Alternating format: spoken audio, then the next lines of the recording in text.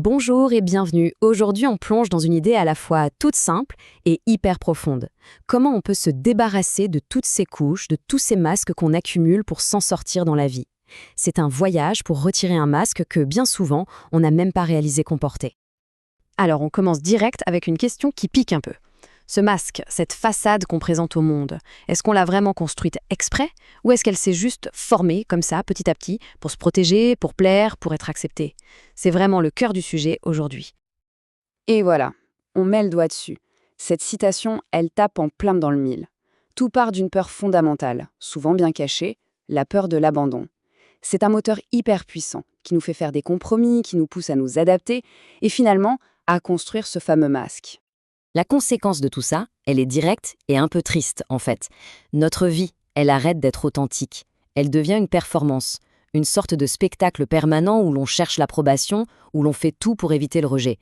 Chaque conversation, chaque relation devient une scène de théâtre. D'accord. Cette idée de performance, elle est centrale. Alors, de quoi il est fait au juste ce masque? On va creuser un peu sa nature et comment il se fabrique. En psychologie, ça porte un nom, la persona. C'est ça, le masque social, la personnalité qu'on montre aux autres. Mais attention, ce n'est pas qui on est vraiment.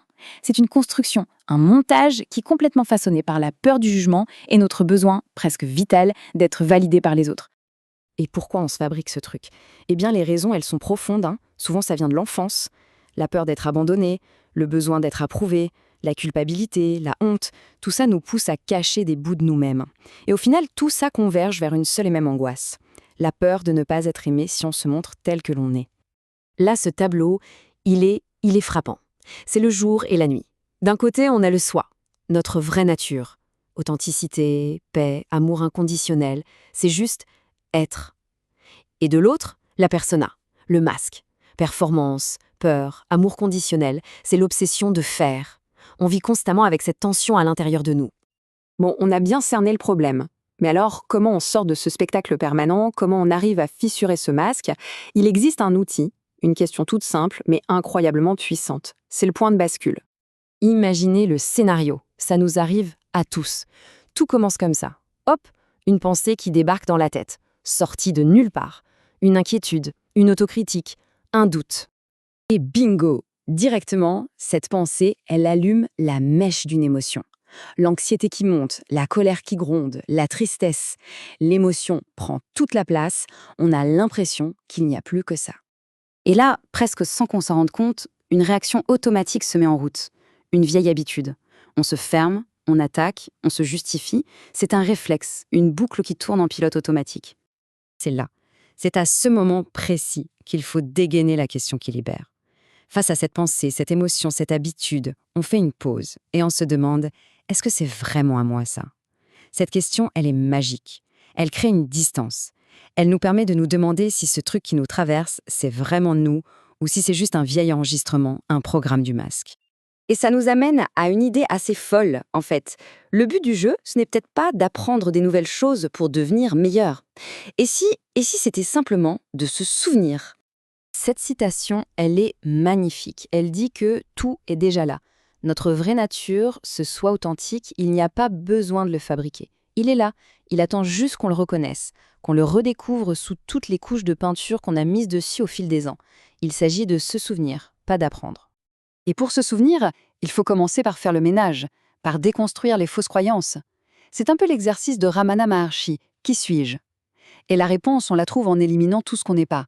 Je ne suis pas ce corps qui change tout le temps, je ne suis pas mes pensées qui défilent comme des nuages, je ne suis pas mes émotions qui sont des vagues passagères, je ne suis même pas mes rôles, ni mon histoire.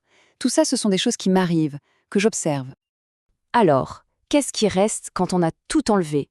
Il reste le soi, le témoin silencieux, cette conscience pure, toujours là, en arrière-plan, qui regarde le film se dérouler. Le corps, les pensées, les émotions, tout ça, c'est le film. Le soi, c'est l'écran.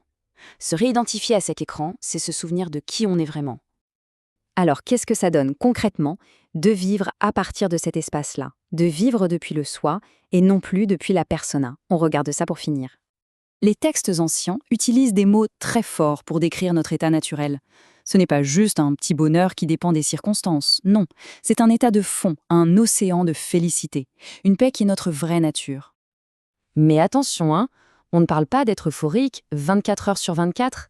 C'est une paix qui est au-delà du plaisir et de la souffrance. C'est un point zéro, un équilibre, où on n'est plus brinque-ballé par les hauts et les bas de la vie de l'ego.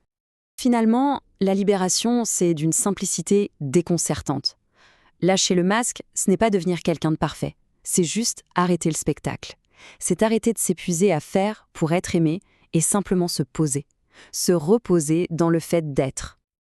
Et on termine là-dessus avec cette question un peu provoque mais essentielle. Si on enlève tous nos masques, tous nos costumes, qu'est-ce qu'il reste de nous? Qu'est-ce qui se passe quand l'authenticité devient la règle et non plus l'exception? Ça laisse à réfléchir, hein?